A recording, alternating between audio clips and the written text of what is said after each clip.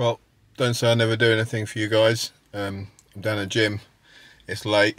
I come down here this late so I don't have to bother people with the camera, and I don't look like some sort of Insta warrior. I'm too old for that.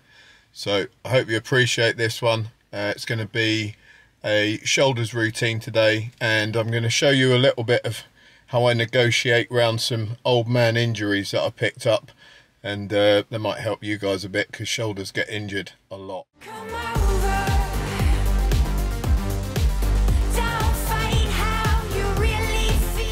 Shoulders are a difficult one for me, and they will be for a lot of people in middle-aged and upper age brackets, and some of the younger people as well. They tend to get injured a lot, and that's because whatever we do with our arms, you know, we're reaching out, we're grabbing things, we're always using our shoulders, and also any injuries to our backs can affect our shoulders as well. So I've had a compression in my upper back from weightlifting when I was younger, and a compression in my lower back, and that affected my shoulder, specifically left shoulder.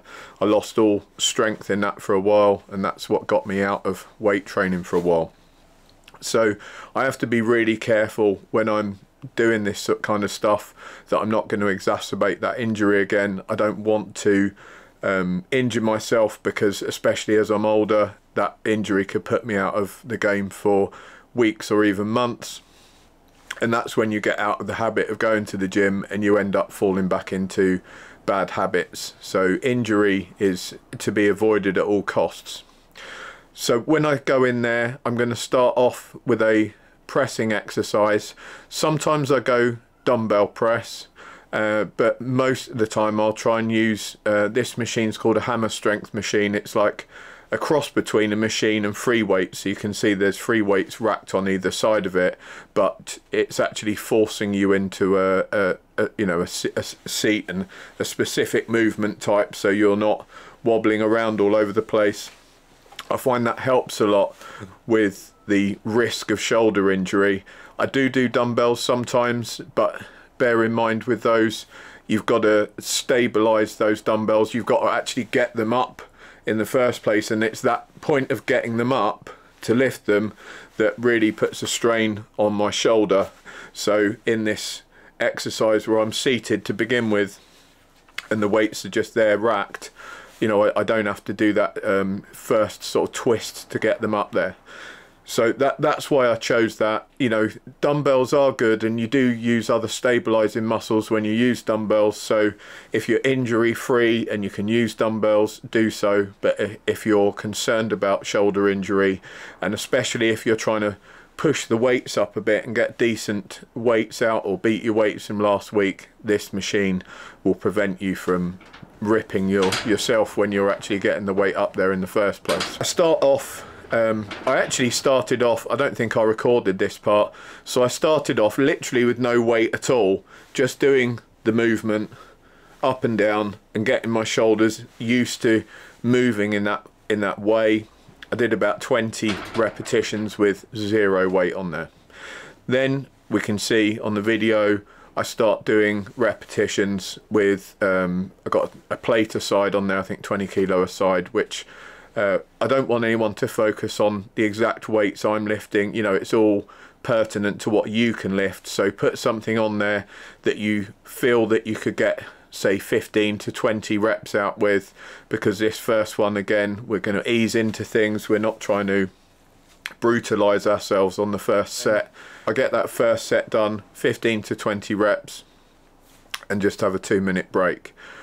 Then I do another 3 what I call working sets, and that's where I'm putting more weight on, and the reps are starting to drop down into the sort of 9 to 10 rep range. So I'm trying to build a little bit of strength in the shoulders, and again, every set I'm doing on this, on the working set specifically, I'm going all out to failure.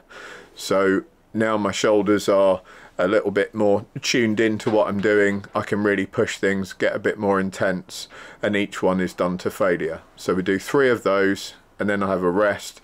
In between each set, a few people have asked, how long do you rest for? You're aiming to rest so you can put as much intensity into the next set. So, you know, that might be different for different people. You might rest for a minute, you might rest for 3 minutes. So once I've done that, I then move on to the next exercise. So now we are using dumbbells, and this one, the mistake most people make is to go really heavy on the dumbbells, or way too heavy than what the exercise actually allows. So this is a lateral raise. You can do it standing, but if you do it standing, there's an inclination to swing the body around and kind of cheat the reps up. Where we sit down, that means you're locked in place, so really you're absolutely focused on this shoulder muscle being the working part of this, rather than actual swinging with your body. So I'm sat down with the dumbbells, and I've got, for me, quite light weights. I've got 10 kilo dumbbells, and like I said, that's going to be specific to each individual. And do not get into ego with that. Don't be ashamed. Don't think you've got to impress other people in the gym. That's not why you're there. You know, you're there to get the results that you want and to meet the goals that you've set for yourself. No one else matters. So ignore all the other people in the gym. If they're throwing big weights up, that's fine for them.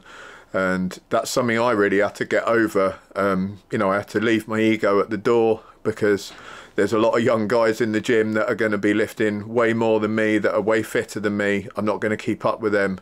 So don't fall into the trap of, you know, trying to demonstrate your old man strength and getting into a competition with those guys, because you're going to end up injured. And the first set, and you can see it's quite controlled. I'm not throwing my body around. I'm just really controlled with the reps, bringing them up. This one is one that you can easily injure yourself on if you really try and sort of throw the weight up and down. It's a nice controlled movement up and down, and that way we're going to work the muscle in the shoulder. You should be able to feel that muscle working as you're doing the set, and afterwards it really should feel like a sort of burning, pumping sensation in the shoulder. If you're trying to use other parts of your body, you won't get that, so you're not working that muscle group properly. You have to get that mind-muscle connection and focus really hard on working that specific muscle group. So then we do, I think 4 sets in all I did on that one. I did one lighter set to start, and then moved up to 12 kilo dumbbells, but that's it for me. You know, once I've done that, I'm moving on then to the barbell.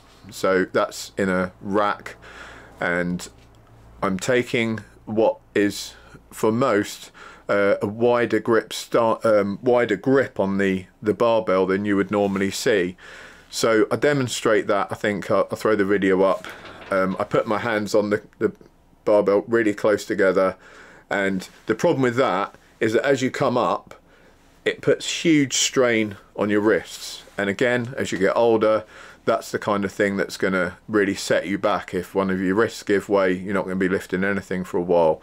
So I take a much wider grip, so as I'm coming up, it's a lot easier for me, and there's no strain on the wrists. And that's probably a good bit of advice for younger people as well. You know, there's no benefit from gripping it really close together in the middle like that. And then I'm selecting a weight which, again, I don't have to throw my body into. I'm not arching my back up and down trying to get that thing up. I think I've got 10 kilos aside on it, something like that. Plus the bar itself weighs 20 kilos. That's pretty standard if you use a bar in most decent gyms. If home bars can be a lot lighter, but decent gym bar is generally 20 kilos. So I'm doing 3 working sets of that exercise, and that again is working the shoulders in a slightly different way. It's similar to a shrugging movement, so you're getting a bit of a shrugging motion on there, and it is a really good exercise for just burning out the shoulders and really getting them pumped. After that, I go and do abs. We've seen that in the chest workout where I do the hanging leg raises. So I do 3 sets of around 15 reps each, really trying to hinge my body at the abs. You know, I'm concentrating on my abs, hinging my legs up. So I'm not trying to kick my legs up, throw my legs up. I'm not using leg muscle to get them up there. I'm just hinging them up nice and slow with my abs. And do as many as you can. You know, that's going to grow over time. So if you can only do a couple of reps, don't start kicking your legs up randomly and flopping your body around. Just have a breather, do the next set and concentrate on that really controlled movement. Then after that, I move over to the cable machine, and now I'm just doing some one-armed front raises. So this is another one that a lot of people do with dumbbells, and for me with the shoulder problem, that really exacerbates my shoulder problem. I don't know why. I just get sort of a smoother deal with the cables, and I've noticed that I can control that movement a little better. It doesn't hurt me as much, and all you're doing there is raising one arm out to the front. You can do two arms at once, and the problem with that is that it also causes me pain. So as we get older, listen to your body. You know, if an exercise is causing you pain, find a way to work around it. Don't just keep doing it and keep being in pain, because eventually that's going to lead to a serious injury and you're going to be out of the game again. So for me, working single arms on this one on the cable is the way to go, and that gets me a real good pump. It's working the front delt, and we don't need to do massive amounts of work on the front delt, because that also gets worked when we're doing chest, and it's a generally used muscle, so it's not something that we have to sort of specially look at working.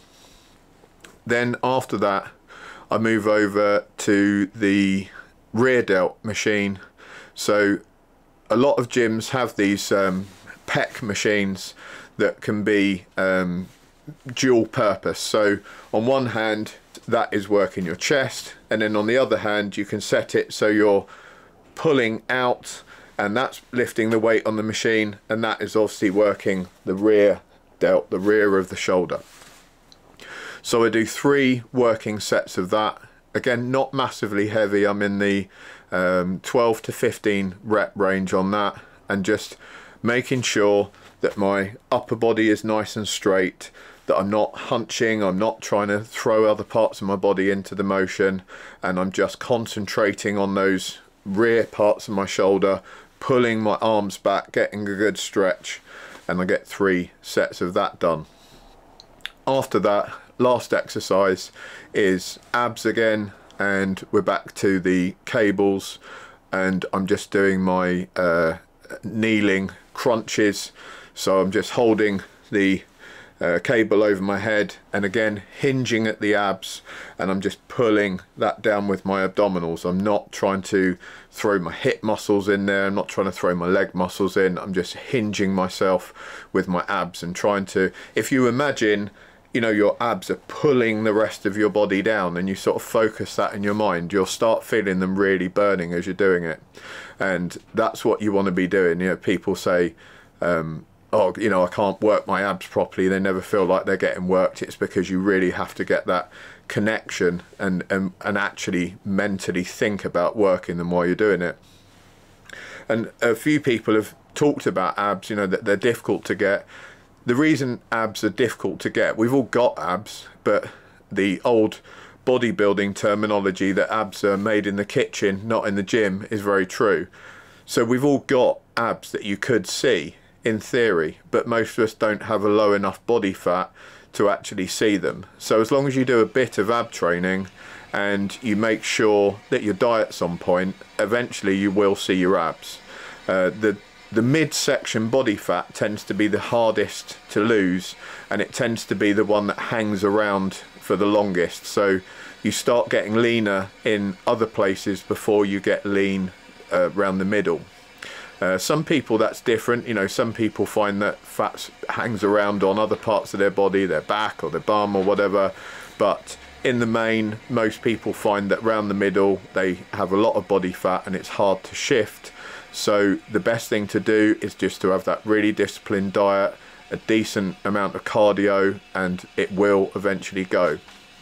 It'll take a few months, but it will go, so don't get disheartened, and you will in the end have a decent set of abs on show if that's what you're after. Right, I really hope that helped you guys. I'm going to do another of these videos as soon as I can. I'm at SHOT next week in Vegas, but I will be hopefully throwing up a little bit of fitness stuff there, as well as all the gear related stuff that I'm going to be putting up outdoors, and firearms, etc, etc. So check that out. I'll try and maybe do a couple of live streams, but in the meantime, keep training. Hope you're having a good one. Take care. Bye bye.